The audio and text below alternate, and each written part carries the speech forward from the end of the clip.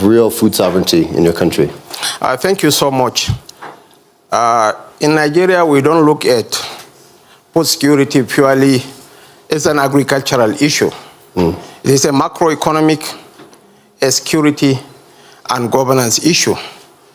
And our major focus on food security is to use it as a pillar for national security, for regional cohesion, and anchor it on three principal pillars: improved food production, improved environmental production, and of course, regional integration within the West African sub-region.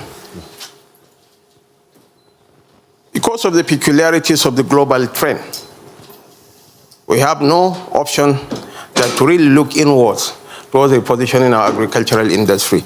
And I will just dwell on 4 or 5 key areas. Resilient agricultural system in our different ecological zones. Nigeria is big. And there is an incestuous relationship between economy and ecology in the Sahelian zone. And in the north of Nigeria, we are facing problems of desertification, deforestation, and drought. In the riverine areas in the southern part of the country and in the north central, we have issues of flooding. So what are the solutions? We have to look for drought-resistant, drought-tolerant, and early maturing varieties of rice, sorghum, millet. And for the southern part of the country, the riverine communities, we have to look for food systems that are flood-resistant rice and cassava that can do well in that part of the world. And secondly, and most importantly, we have to do with security challenge areas. And these are largely the food basket of our nation. So the government is making efforts towards forming food security corridors and community-based security engagement to allow our people to go back and till the soil. And there is a new program being conceived and executed by the government.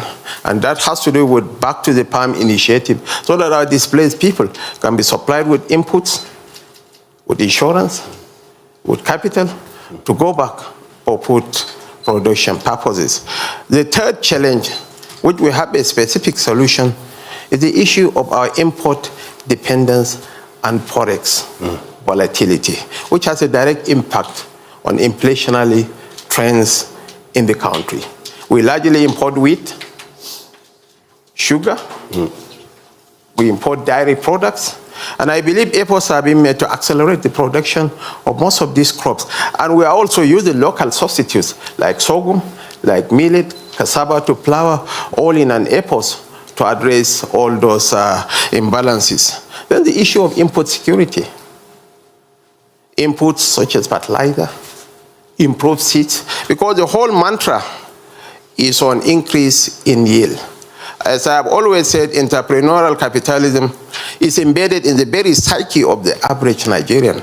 But what our people are lacking is the wherewithal to place them on Jeffrey Sachs' first ladder of development. And the present administration is determined to change the narratives. And in the fullness of time, Nigerians will come to benefit tremendously from our initiatives. I don't want to dominate the discussion, but I have so much to say. But there are other members of the panelists whom I shall allow to make their contribution. Thank you. Amazing. You can feel your passion for these issues and for the future of agriculture. So that's amazing. We have more. You'll get more time to get deeper into it. Alvaro, what is it going to take to get more equity and resilience through the system? How would you describe where we are? And from where we are, and what are we moving towards? What do you think that really needs to look like? So I think, thank you for having us. What is clear is that we have more leaders as the Vice President of Nigeria, which every time I talk to him, I learn a lot, and he's clearly very passionate, and I'll talk a little bit of some of the programs that actually we're investing and how this can also support the vision in Nigeria or in Brazil too. But I believe that we're seeing more and more leaders actually, especially in Africa, also in Southeast Asia, really putting food security as a primary driver of economic growth, also of job creation, of income in many of these rural areas, and really putting a lot of their policies behind. Because if you think about the current trade discussions, always the red line is on agriculture. Whereas in the US, in the EU, Japan, China, other geopolitical areas. Now we're seeing also a lot of African leaders catching up, trying to determine in what crops they need to be food self-sufficient, in which ones food sovereign, and it goes beyond also production, like the Vice President was saying. It relates about distribution, transportation, infrastructure, access to credit, access to insurance, making sure that many of these small-scale farmers especially have access to markets, so producing is not enough. So I do believe that there's a more and more focus. However, we also need to see the investments behind. In the case of Nigeria, for example, we have been from IFAD working on special agro-processing zones, which have been quite successful, and now are trying to get more regions around it. Also with some social enterprises like Babangona Services, providing access to seeds, to fertilizers, to markets, to 650,000 farmers. Also in Brazil, we have been having investments related very much to what you were mentioning, some of the climate shocks and droughts in the northeast. What is important to understand is that agriculture, food systems are also related to livelihoods, to income, and they need to become a business. So many times a lot of the shocks, a lot of the lack of access to certain inputs, technologies, knowledge is fundamental. And that's where I think there's more and more need to come to partnerships like here at WEF between private sector, where it's the global agro businesses, where it's the local financial institutions, where it's multilaterals like IFAD, and governments. And I think that's where we will be able to really address a very, very complex challenges. Yeah, and many of those shocks are hitting the most vulnerable producers around the world right now.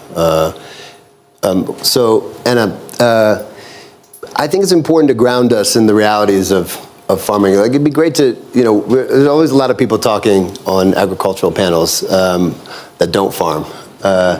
So I'd love to just level set to begin